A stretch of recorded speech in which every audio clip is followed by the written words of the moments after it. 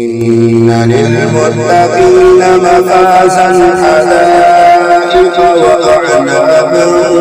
وكواعب أترابا وكأسا دهاقا لا يسمعون فيها لغوا ولا كذابا جزاء من ربك عطاء حسابا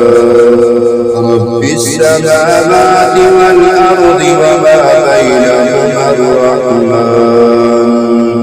وما بينهما الرحمن لا يملكون منه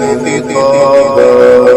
يوم يقوم الروح والملائكة صفا لا يتكلمون إلا من أذن له الرحمن وقال صوابا.